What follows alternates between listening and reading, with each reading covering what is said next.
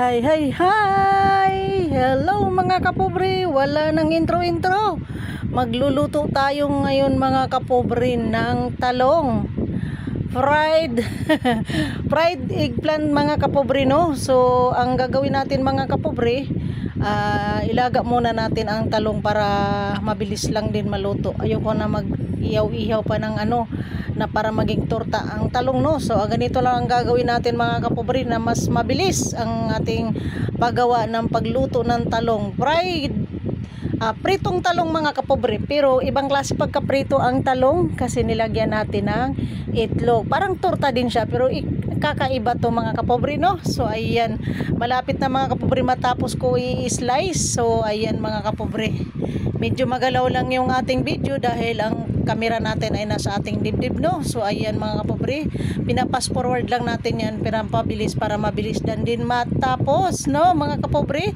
So ayan mga kapobre, lagyan natin yan ng asin. Ibabad muna natin sa asin yung talong na nilagay ko sa tubig kasi habang nag-slice ako ng talong mga kapobre, ako ay nagpakulo na ng tubig, no, para doon natin ang ating ini-slice na talong. So ayan mga kapobre, kumulo na yung ating tubig. So ilaga natin ng saglit to na malambot lang siya ng konti, hindi rin as in lambot, no, kasi pangit, no.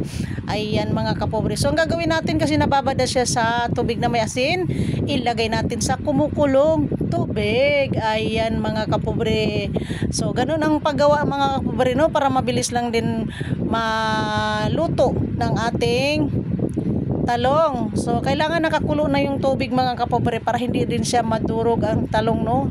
So kunting pakulo lang yan mga kapobre, lalambot na yan agad. So ayan mga kapobre, tatanggalin na natin. So ayan, pwede na yan, no. Ayan, so tanggalin natin at i-drain natin yan.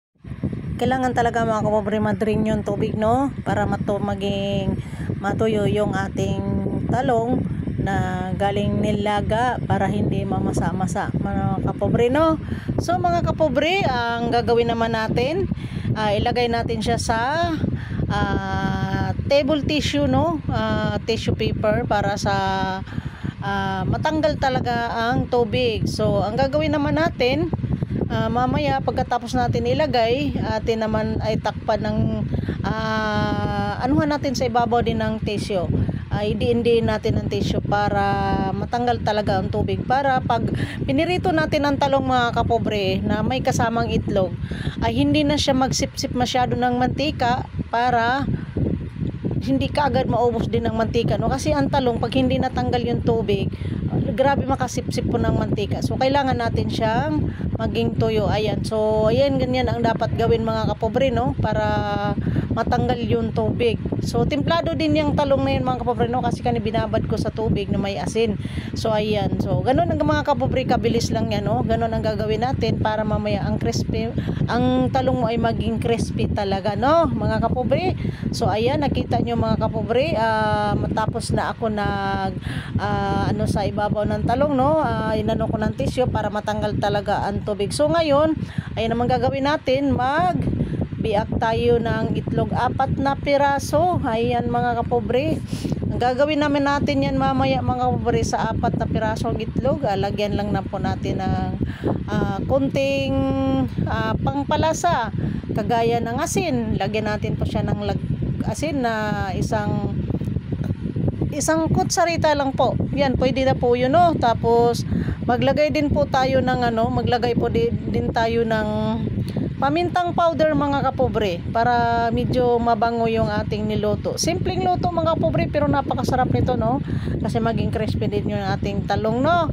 Ayan mga kapobre, tapos itong itlog naman mga kapobre, lagyan ko ng 3 kutsaritang flour para yung niluto nating talong mga kapobre ay malutong-lutong.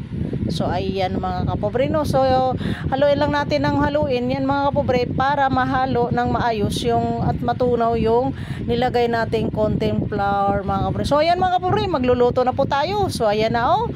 Wow mga kapobre, tingnan nyo, no, crispy ang dating ng talong talaga. Oh, di ba?